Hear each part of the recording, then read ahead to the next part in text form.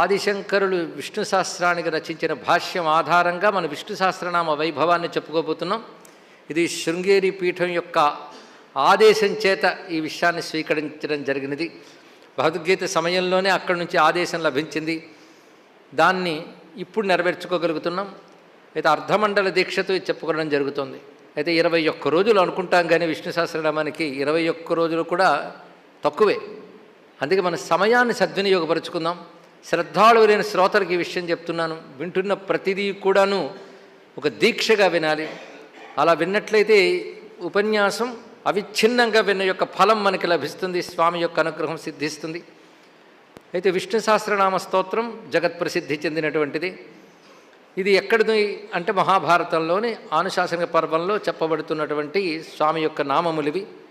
భీష్మాచార్యులు వారు యుధిష్ఠిరునికి ఉపదేశించినటువంటి దివ్య విద్య ఇది.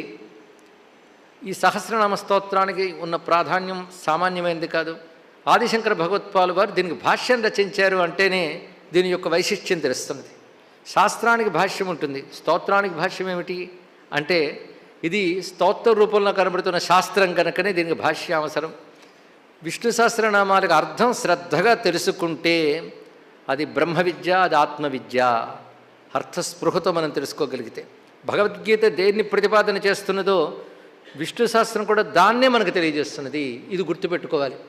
భగవద్గీత బ్రహ్మజ్ఞానం కలిగించడం కోసం వచ్చినది. అదే దీనికి కూడా ఉన్నటువంటి ప్రయోజనం. అందుకే భగవద్గీత ఎటువంటి వేదాంత శాస్త్రమో విష్ణు సహస్రనామ స్తోత్రం కూడా అటువంటిది గనకనే గీతతో సమానమైన ప్రతిపత్తి దీనికి పెద్దలు ఇచ్చారు. మహాభారతంలో భగవద్గీత, విష్ణు సహస్రనామ స్తోత్రం, అదేవిధంగా శాంతనుశాసన పర్వాల్లో వచ్చే అనుస్మృతి, భీష్మస్తవరాజం, ఈ 4ంటిని గీతలతో సమానమని చెప్తారు. ఇక భాగవతంలో గజేంద్ర మోక్షం, ఆ గజేంద్ర మోక్షంలో గజేంద్రుడు చేసిన స్తోత్ర వైశిష్ట్యం కూడాను బ్రహ్మ విద్యను ప్రతిపాదిస్తుంది. 5ంటిని కలిపి పంచగీతలు, పంచరత్న గీతలు అని కూడా ప్రసిద్ధిగా చెప్పడం జరుగుతుంది. ఎందుకు 5ంటికి గీత చెప్పారు? ఆ మాటకు వస్తే గజేంద్ర మోక్షము స్తోత్రమే, విష్ణు సహస్రనామాలు అయితే కేవలం నామాలే. కానీ భగవద్గీతతో సమానం చేస్తూ పంచరత్న గీతల్లో ఒకటిగా పెద్దలు మనకు పారాయణ క్రమంలో చెప్పారు అంటే అర్థం ఇది మామూలుగా పఠిస్తే స్తోత్రం, అర్థస్పృహతో చేసినట్లయితే ఇది శాస్త్రం అవుతుంది. శ్రవణం చేసిన తర్వాత 2వ కృత్యం ఉందిగా మననం మనం చేస్తూ ఉంటే విష్ణు సహస్రనామములు మనకి ముక్తిహేతువులుగా ప్రకాశిస్తూ ఉంటాయి. అయితే ఇవి నామములు గనక నామాలకి ఉచ్చారణ చేతనే శ్రవణం చేతనే కొంత మహిమ ఉంటుంది సహజంగా. దాని గురించి శంకరులు అద్భుతమైన భాష్యం రచించారు. అందుకే నామాలకు మహిమ ఉంటుంది. విష్ణు సహస్రనామం వినడం వల్ల లేదా ఉచ్చారణ చేయడం వల్ల, పారాయణ చేయడం వల్ల కొన్ని ప్రయోజనాలు ఉన్నాయి, తప్పకుండా ఉంటాయి. మంత్రస్వరూపాలు కనుక ఈ ఒక్కొక్క నామం ఒక్కొక్క మంత్రం కనుక ఆ ప్రభావం తప్పగా ఉంటుంది. మంత్రానికి ఒక ప్రయోజనం ఉంటుంది కదా, సిద్ధిని ఇచ్చేటటువంటి ప్రయోజనం ఉంటుంది. అది ఐహిక సిద్ధిని ప్రసాదిస్తూ క్రమంగా అసలు సిద్ధి చిత్తశుద్ధినిచ్చి అప్పుడు మనకి విచారణ వైపు బుద్ధిని పంపించి జ్ఞానాన్ని కూడా ప్రదానం చేస్తుంది. కనుక ఈ నామ విద్య మనం ఏ దశలో ఉంటే ఆ దశలోనే స్వీకరించాలి.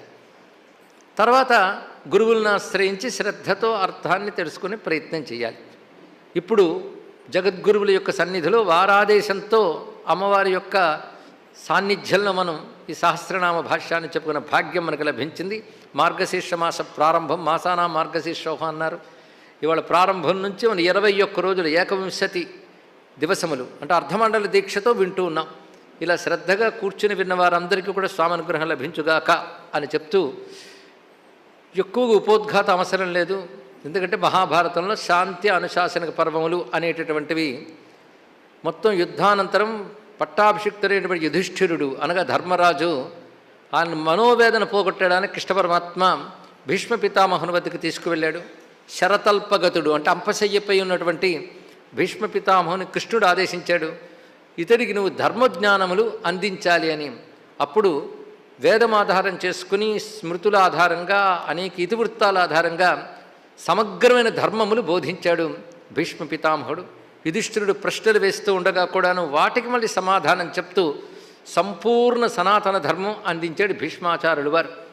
ఆ శాంతనుశాసన పర్వాల వల్లనే భీష్ముల వారిని మనం ఆచార్య స్థానంలో చెప్పుకుంటున్నాం. అంత అద్భుతమైన విజ్ఞాన కోశములు శాంతి అనుశాసనిక పర్వములు.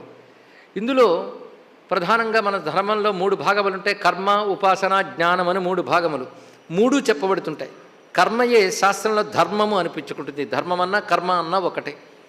రెండవది ఉపాసన, మూడవది జ్ఞానము. ఈ 3 వేదము అదే అందిస్తుంది, భారతం అదే అందిస్తుంది, శాంతానుశాసనకాలు కూడా వాటినే మనకి అందిస్తున్నాయి. ఈ శాంతానుశాసనకాల్లో ప్రారంభంలోనే భీష్మ స్తవరాజమని విష్ణువుని ఉద్దేశించి అద్భుతమైన స్తోత్రం చేస్తాడు.